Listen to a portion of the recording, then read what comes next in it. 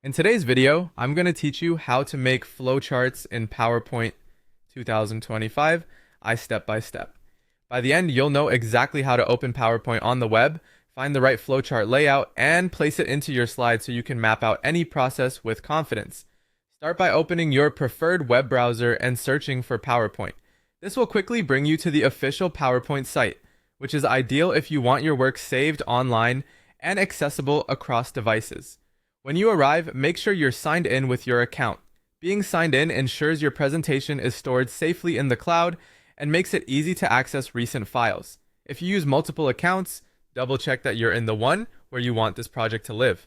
Once you're in, choose the option to create a blank presentation.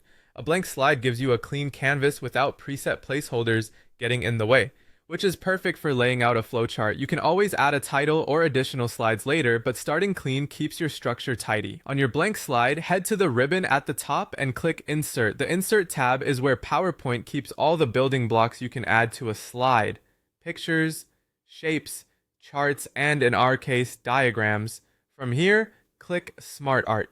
Smart Art is a built-in gallery of professional-looking diagrams that saves you the trouble of drawing everything from scratch and aligning it manually. When the Smart Art window opens, you'll see a list on the left and thumbnail previews on the right. Scroll to browse your options and look for layouts that suit a flowchart. Categories like process, hierarchy, and cycle are especially useful for visualizing steps, decisions, and loops in your workflow. As you scroll, think about how many steps you need and whether you want arrows or connectors showing direction. Choosing a layout that naturally matches your process will make your chart more readable.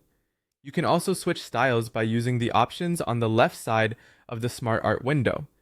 Clicking different categories updates the previews, making it easy to compare designs before you commit.